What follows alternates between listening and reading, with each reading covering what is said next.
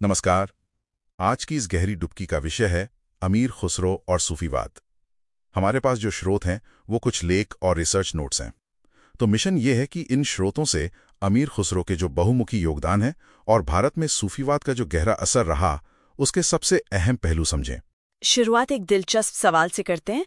अमीर खुसरो को तूतिए हिंद यानी भारत का तोता क्यों कहते थे? क्या मतलब था इसका? अमीर खुसरो, जिनका असली नाम अबुल हसन यामीनुद्दीन खुसरो था, 13वीं सदी के कमाल के शख्स थे। उत्तर प्रदेश के पटियाली में जन्म हुआ। कवि, संगीतकार, सूफी, बहुत कुछ थे वो। हाँ बिल्कुल। और ये तूतिए हिंद का खिताब ये सिर्फ कोई तारीफ नहीं थी, ये असल में उनकी जबरदस्त वाक्पटुता, मतलब बोलने की कला और भारतीय संस्कृति के लिए जो उनका गहरा प्यार था उसका प्रतीक था।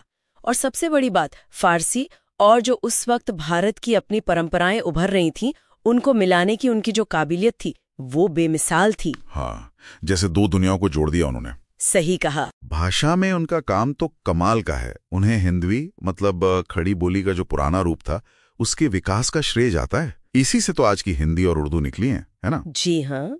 उनकी रचनाओं में फारसी, अरबी और जो यहाँ की भाषाएं थीं, उनके शब्द ऐसे मिले हैं कि एक नई ही बात पैदा होती है। उनके दीवान, मसनवी। हाँ, दीवान यानी गजलों का संग्रह और मसनवी जो लंबी कहानियों वाली कविताएं होती हैं, इनसे हमारी भाषाई विरासत बहुत अमीर हुई। और संगीत?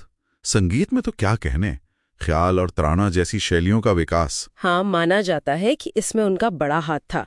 और गजल को यहाँ लोकप्रिय बनाने वाले और कव्वाली को एक अहम कला बनाने वालों में वो सबसे आगे थे। और वो सितार और तबला वाली बात कि उनका आविष्कार भी उन्होंने किया। हाँ, ये मान्यताएं हैं। ये सिर्फ आविष्कार नहीं थे, इन्होंने संगीत को एक नई दिशा दी। सोचिए, कव्वाली, ख्याल, तराना, ये आज भी हमारे शास्त्रीय संगीत की बुनियाद है। कमाल है, सदियों बाद भी। बिल्कुल, ये उनकी दूरदृष्टि दिखाता है। खुसरो सिर्फ कला और रूहानियत में ही नहीं थे, वो सियासत से भी जुड़े थे। दिल्ली सल्तनत के करीब 5 सुल्तानों के दरबार में गए वो। जी, मुइजुद्दीन कैकोबाद से लेकर गयासुद्दीन तुगलक तक कोई 5 दशक का लंबा वक्त। और अमीर की उपाधि उन्हें जलालुद्दीन खलजी ने दी थी। हाँ, और ये जानना भी बहुत जरूरी है कि दरबार के साथ साथ उनकी एक गहरी आध्यात्मिक दुनिया भी थी। वो दिल्ली के महान सूफी संत हजरत निजामुद्दीन औलिया के सबसे प्यारे मुरीदों में से एक थे। अच्छा। हाँ, और औलिया का असर उनकी शायरी और संगीत में साफ दिखता है। उनकी कव्वालियों में, गजलों में वो रूहानी रंगत है। आपने निजामुद्दीन औलिया का जिक्र किया, वो एक सूफी संत थे। तो जरा ये समझते हैं कि ये सूफीवाद आखिर है क्या? हाँ, अच्छा सवाल है। देखिए, सूफीवाद इस्लाम का ही एक कह सकते हैं अंदरूनी रूहानी आयाम है। इसका जोर ईश्वर यानी अल्लाह से सीधे मोहब्बत भरे ताल्लुक पर है। और सबसे जरूरी, अपनी आत्मा को पाक करना, मतलब आत्मशुद्धि। इसका उदय कब और क्यों हुआ? बीच उभरा कुछ हद तक जो मजहब में बाहरी रस्में बढ़ गई थी उसके जवाब में। ये भक्ति, खुद पर काबू पाना और दुनियावी चीजों से दूरी बनाकर रूहानी ज्ञान पाने का रास्ता सुझाता है। ये कुछ भक्ति आंदोलन जैसा लगता है ना? हाँ, काफी समानताएं हैं। जैसे भक्ति आंदोलन में ईश्वर प्रेम और अंदर की आवाज पर जोर था, वैसे ही यहाँ भी। और सूफियों के समुदाय कैसे थे? खानकाहों का जिक्र आता है। जी, खानकाहें होती थीं, जैसे धर्मशाला या मठ। इनका मुखिया कोई पीर या शेख होता था। यहाँ लोग जिक्र करते थे, यानी अल्लाह को याद करना। समा की महफिलें होती थी, मतलब संगीत और गायन से रूहानी कैफियत पाना। कव्वाली उसी का एक रूप है। अच्छा, कव्वाली समा से जुड़ी है? हाँ, और फनाओ बका का तसव्वुर भी था, मतलब खुद को मिटाकर ईश्वर में मिल जाना। और फिर कई सूफी संतों की दरगाहें तीर्थ बन गईं। भारत में सूफीवाद कब फैला ज्यादा? भारत में इसका फैलाव तेजी से हुआ 13वीं-14वीं शताब्दी में। अल-हुजवेरी जैसे कुछ शुरुआती सूफी पहले आ चुके थे। भारत में इसकी एक खास बात थी, सुलह एक कुल की सोच, यानी सबके लिए शांति, मोहब्बत। इससे ये यहाँ के समाज में आसानी से घुल मिल गया। अलग अलग सिलसिले भी थे, है ना? जैसे चिश्ती सिलसिला। बिल्कुल, कई सिलसिले हुए, पर चिश्ती सिलसिला सबसे असरदार रहा। इसकी बुनियाद भारत में ख्वाजा मोइनुद्दीन चिश्ती ने अजमेर में रखी। निजामुद्दीन औलिया और अमीर खुसरो वो इसी सिलसिले से थे। ये लोग संगीत को, समा को बहुत अहमियत देते थे।